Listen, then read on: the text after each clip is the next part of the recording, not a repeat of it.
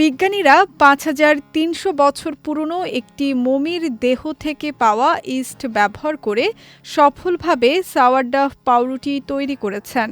এই ব্যতিক্রমধর্মী গবেষণা প্রাচীন অণুজীবের টিকে থাকার ক্ষমতা এবং তাদের বিবর্তন সম্পর্কে নতুন দিগন্ত উন্মোচন করেছে। ১৯৯১ সালে ইতালি অস্ট্রিয়া সীমান্তবর্তী আল্পস পর্বতমালার বরফের নিচ থেকে উদ্ধার করা হয় প্রাচীন এক মানবদেহ। পরবর্তীতে গবেষণায় জানা যায় দেহটির বয়স প্রায় ৫,৩০০ বছর। এই মমিকে বিজ্ঞানীরা নাম দেন ওৎসি দ্য আইসম্যান। দীর্ঘ সময় বরফে সংরক্ষিত থাকার কারণে এই মমি প্রাচীন মানবজীবন, খাদ্যাভ্যাস, স্বাস্থ্য এবং পরিবেশ সম্পর্কে গুরুত্বপূর্ণ তথ্যের এক অনন্য উৎস হিসেবে বিবেচিত হয়ে আসছে। সাম্প্রতিক গবেষণায় বিজ্ঞানীরা ওৎসির দেহে বিশেষ ধরনের ইস্ট ও ব্যাকটেরিয়ার উপস্থিতি শনাক্ত করেন।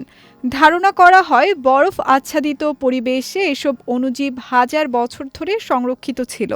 গবেষকেরা পরে ওই প্রাচীন ইস্ট সংগ্রহ করে পরীক্ষাগারে বিশ্লেষণ করেন এবং এর কার্যকারিতা পরীক্ষা করেন। গবেষণার ফলাফল ছিল বিস্ময়কর। দেখা যায় হাজার বছর পুরনো এই ইস্ট আধুনিক বেকিং ইস্টের মতোই কার্যকরভাবে ফার্মেন্টেশন প্রক্রিয়া সম্পন্ন করতে পারে।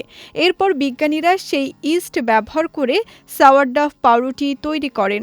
তাদের মতে পাউরুটিটির স্বাদ, গঠন এবং মান ছিল সন্তোষজনক, যা প্রমাণ করে যে প্রাচীন এই অণুজীব এখনও কার্যকর বৈশিষ্ট্য ধরে রেখেছে।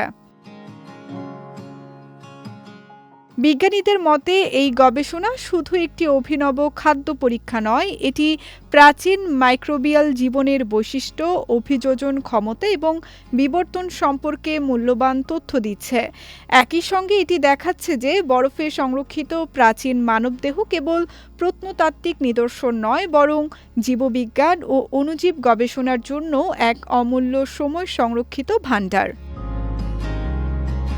এই আবিষ্কার ভবিষ্যতে প্রাচীন অণুজীব নিয়ে আরও গবেষণার পথ উন্মুক্ত করতে পারে বলে মনে করছেন বিশেষজ্ঞরা। বিজয় টিভি নিউজ ডেস্ক।